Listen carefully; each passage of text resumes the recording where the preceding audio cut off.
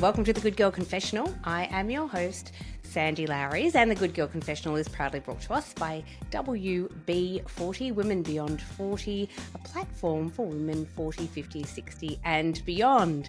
Before we begin today's podcast, I would like to acknowledge the traditional owners of the land that this podcast is actually recorded on, and in my case, that is the Wurundjeri people of the Kulin Nations, and we pay respect to their elders, past, present and emerging. Today in the podcast, I am talking with an extraordinary woman. She's brilliant, and I wish we'd had hours and hours to chat. So her name is Brianne Davis. She has been a Hollywood actress for over 20 years and is currently still a working actress. And she has grappled with a love and sex addiction. She's been in recovery for 12 years and she's written an incredible book called The Secret Life of a Hollywood Love and Sex Addict. And she also has a pretty amazing podcast, and it is called Secret Life.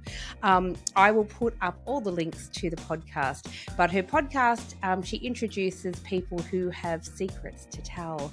Sounds like a really good match here in the confessional. I'm super excited to be chatting with Brianne today. Please welcome her to the confessional. Hello and welcome to the confessional, Brianne Davis. How are you?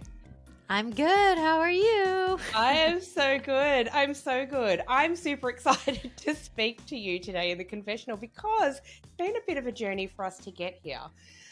Lordy. It's been a hella journey, right? It's been like so many mishaps. Like we finally got it together. It's like the universe finally said, yeah, you two better have a chat. So here we are, and I'm super excited. Me too. You are one extraordinary powerhouse of a woman because you've done so much, lady. I'm just looking at your bio is like reading a novel in and of itself. It's quite extraordinary. I was trying to figure out in my head, well, where do I start with this? Because you've done so much. So I want to let's start from the beginning so people know sort of who you are. So let's talk about life as an actress. How did all of that come about? Well, I always like to say I became an actress 25 years ago because I didn't want to be myself. Like I always was wanting to put on different clothes, become different characters, because inside I wasn't comfortable in my own skin. I have ADHD. I'm dyslexic. Reading was really hard in school. I was shy. So going into acting gave me a chance to express emotions and feelings that I didn't know how to do it in real life. And I just love falling in love. I love playing the bad guy and all that. So yeah, I've been in the acting business in Hollywood for 25 years almost now. I've been in, my first big break was Jarhead, the movie Jarhead, playing Jake Gyllenhaal's girlfriend, Christina, on that. And then it's just, I'm one of those actors that you're like, I know you from somewhere, but I don't know what it is. Like I've literally been on every show you can imagine, but the big ones are like Six on History recently for a couple of years, Casual on Hulu. I play Sky, this tatted up character I love. True Blood, I played Belinda, the waitress, the last 2 seasons. I've been on my favorite movie, Synchronicity. If you haven't watched it, it's this sci-fi movie. I play this really smart journalist, scientist, Abby, who I love. But yeah, I've been the Dasani, sparkling, annoying bubble girl. I've literally been on every CSI crime show you can imagine. I can't even think, Prom Night, Chrissy Lynn, like a bitch.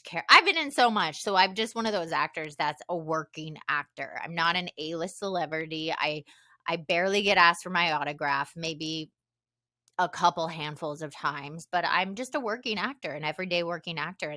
And I was fine with that for the longest time, just staying as a working actor, going from job to job to job. Yeah, wow. And like reading, as I said, reading your bio is like, wow, you've done a lot of work. So, and also shows that we should probably touch on too with things like The Mentalist and Oh yeah. yeah. So did you get you? So obviously the Mentalist, has a soft spot in Australian hearts because Hmm. we do love Simon Baker.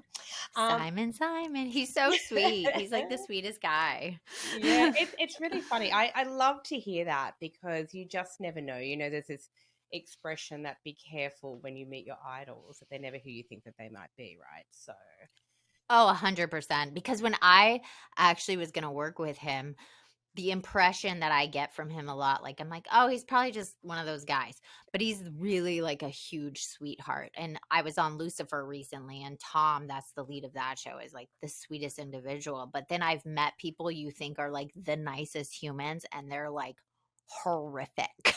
So I always say if if you think they're mean in person, they're probably the nicest people. And if you think they're the nicest people, they're probably not. That's like my golden rule I have learned after 25 years.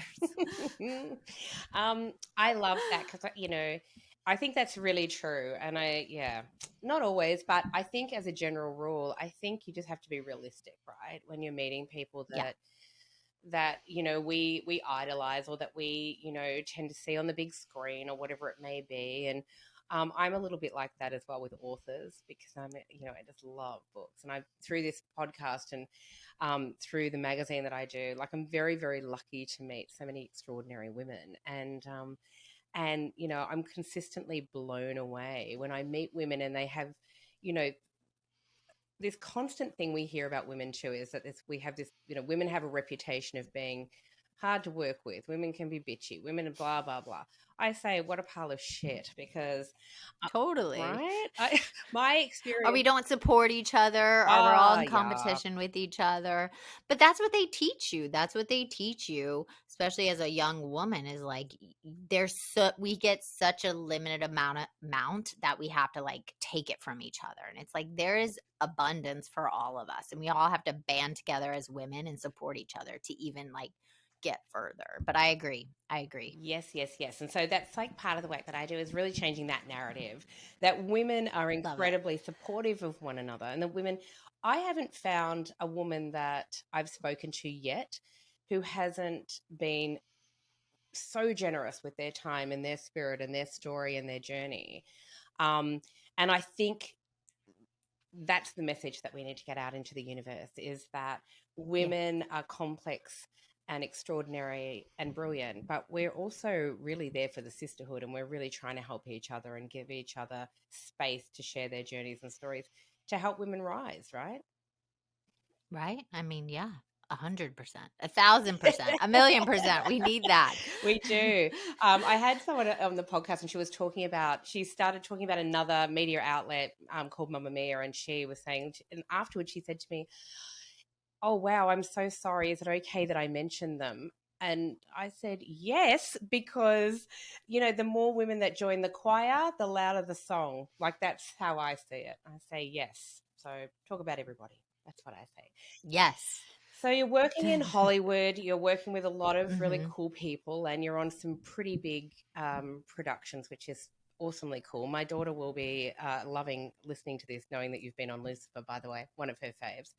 Um, It was one of my favorite characters, yeah. Detective Dancer. She was like, she was just the most complex. And when you watch it, you won't like completely get it. But when I was shooting it, got to do like every emotion, everything, every scene. She's somebody different, and I just loved playing her. That's I didn't think I would, but she was one of my favorite characters. I love that. And so that was another question I was going to ask you about, how, because Yeah. I love how passionate you are about your characters. Um, Hmm. so how do you sort of get your head into that space? Because you've played lots of really radically different female characters. So how do you get your head into that space? That's the thing. It's like I'm not a method actor. I just assume the position. I think, with all the work I've done behind the scenes of Hollywood, especially directing and producing, and now writing a book and everything I've done with, people's psyche and work I do. I just really love to just humanize the person. I never look at my bad characters, because I do play a lot of like bad girl characters, that I never see them as broken or anything's wrong. I just see that just a survival tactic. So I have no judgment about any character I play. Either I've done it, almost did it, wanted to do it. So that's how I think about it. So when I go into it, I just find the humanity of the person and I want to do them justice. Like the writer to me is king.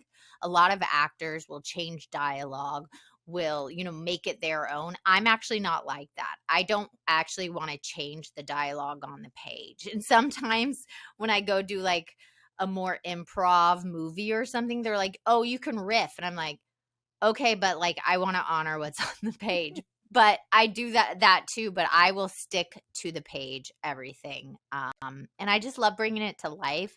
I love the whole concept of what shoes does she wear? What dress does she wear? And that's why a lot of my characters, I look completely different. I don't look the same in any of them. And I'm really grateful for that. And I'm grateful for the career I've had. Yeah, wow. And what a career it's been, right? And I love that. And I love that you say, I'm a working actor. And, it's a tough gig. I mean, anybody who, It's horrific. right? I mean, any creative. No, it is not for the faint of heart, right? Like I'm getting literally just last week, I got rejected twice for parts I really, really wanted. One part was like one that they pretty much said it was mine. And then they just went a little bit older and gave it to somebody else, which I understand because I saw who they cast opposite of her. Right. So it's not just you going in and doing a good job. It's you. Do you fit in the mold? Do you fit with your co-stars? Do you fit everything? And are you blonde? Then we can't have another blonde. If you watch, there's not a lot of blondes.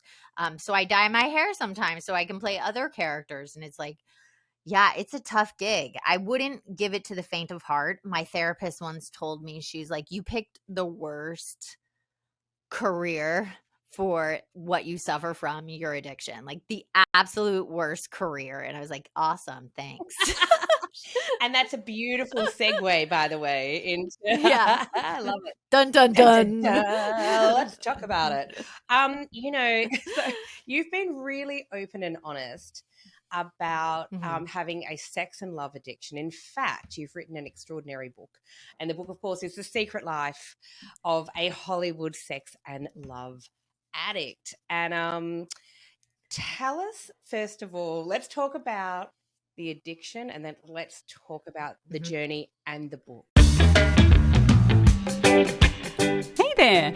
When Sandy's not interviewing kick-ass women, she's hanging out with me at Alex the Seal, a podcast about music and nostalgia. I'm Jo Pybus, and each episode, Sandy and I talk about all the songs that got us hooked up, knocked up, and broken up. Do yourself a favour and search Alex the Seal on your podcast app. Love you, Molly!